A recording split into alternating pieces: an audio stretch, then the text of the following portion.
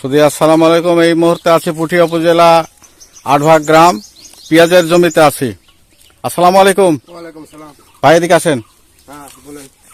আপনার নাম কি? আমার নাম গোলাম মোস্তফা। কি করেন ভাই? এই কৃষি কাজ করি ভাই, আবাদ করি। কি আবাদ করেছেন? এবার পেঁয়াজ করছি ভাই। কতখানি? 2.5 বিঘে মতন। তো পেঁয়াজের কি অবস্থা আপনার? পেঁয়াজ তো খুব কারবার ভালোই করছি, কিন্তু পেঁয়াজ তো ভাই ফলন টলন হবে না। আমি মোটামুটি ধরেন সবকিছু বাকি টাই করি, এনজিও থেকে ঋণ টিনলি করেছি, কিন্তু পেঁয়াজে তো ফলন। কোন কোন এনজিও থেকে ঋণ নিয়েছেন? এনজিও আপনার ব্যারাক আছে, আরো এবারে 3টে আরো এনজিও আছে, 4টে এনজিও থেকে ঋণ করেছি। জমি কি আপনার নিজস্ব? জমি টেন্ডারি আছে, কিছু নিজের আছে, কিছু ও, কিছু নিজস্ব আছে, কিছু টেন্ডার নিয়ে আছে। টেন্ডারি বেশি। তো জমি কি ঘটনা, কিভাবে আপনার নষ্ট হলো? আবাদ করতে ভুল করেছিলেন? আবহাওয়া খারাপ, আমি তো আপনার সবকিছু ডিলারের মাধ্যমে করেছি, কিন্তু আবাদ তো আপনার ভালো হয়নি। আবাদ ভালো হয়নি না, কেন, কি সমস্যার জন্য? সমস্যা কি, কারবার ওরা যা দিতে বলছে তাই তো দিছি ভাই, তারপরেও হয় না। ক্ষতিগ্রস্ত হয়েছে। ক্ষতিগ্রস্ত মানে আপনার হওয়ার কথা ছিল কত? আপনার কত টাকার ক্ষতিগ্রস্ত হয়েছেন? ক্ষতিগ্রস্ত বলতে গেলে আমি ধরেন ঋণ ডিলারের কাছে আমার ধরেন মোটামুটি 50-60 হাজার টাকা বাকি। এ বাদে আরো কিছু ঋণ করি, লাগানি টাকানি খরচ মেলায় পড়ে গেছে ভাই। এখন আপনি ঋণগ্রস্ত হয়ে গেছেন। যে ঋণ আপনার যে আবাদ ফসল আছে এগুলো বিক্রি করে আপনার এটা হবে না। না, এতে ঋণ শোধ হবে না ভাই। আসসালামু আলাইকুম ভাই, আপনি এনাকে চিনেন? জি ভাই চিনি। এনার নাম কি বলেন তো? ওনার নাম গোলাম মুস্তফা। গোলাম মোস্তফা। আপনার বাড়ি কোথায়? আমার বাড়ি 8 ভাগ। আপনার বাড়ি 8 ভাগ। এই আবাদ ফসল করেছিল, পেঁয়াজের চাষ করেছিল 2.5 বিঘা মতো। জি হ্যাঁ, প্রায় 1 একর মতো।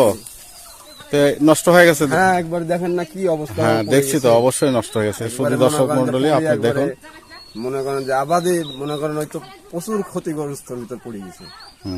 1 কোটি টাকা ঋণ লিছে, তারপর দিয়ে আবার মনে করেন সারের ডিলারের কাছে বাকি, এই তো অবস্থা। পেঁয়াজ মনে করেন যে আবহাওয়াতে পেঁয়াজ পড়ে যাওয়ার পরে দেখেন আর পেঁয়াজ নামতেছে না, এমন অবস্থা। মনে করেন দেখেন আপনি কি অবস্থা। হ্যাঁ দেখছি তো,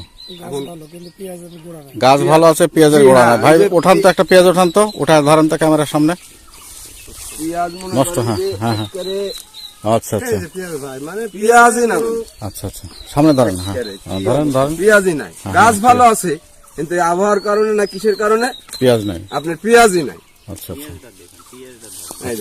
আচ্ছা, কি অবস্থা। পেঁয়াজের গাছ কিন্তু এখনো সতেজ আছে, কিন্তু পেঁয়াজ নাই। একবারে মনে করেন যে এই যে মনে করেন যে পেঁয়াজের গুটি। আচ্ছা ভাই, আপনি সার পেয়েছিলেন এবার? সার পাওয়া বলতে গেলে আপনার যে সরকারি 60 টাকা দিয়ে তুলেছিল 5 বস্তা মতন তুলেছিলেন। 5 বস্তা দোকান থেকে নিয়েছিল, মোটামুটি 6 বস্তা। আচ্ছা, মোটামুটি 10 বস্তা 11 বস্তা। আচ্ছা, দোকানে যে সার কিনেছেন দাম কি বেশি নিছিল?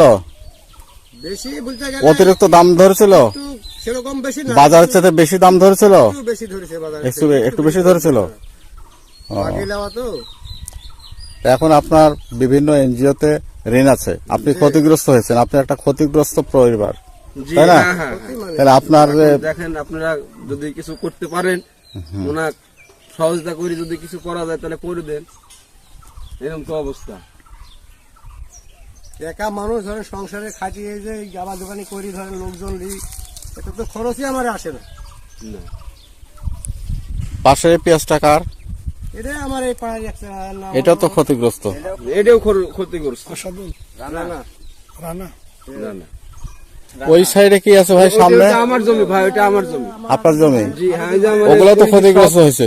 হ্যাঁ, ওটিরও পড়ে গেছে। ক্ষতি বলতে গেলে কি মাঠে শতকরা 10 জনেরও ভালো হয় না। আচ্ছা, এই বছর খুব ক্ষতি।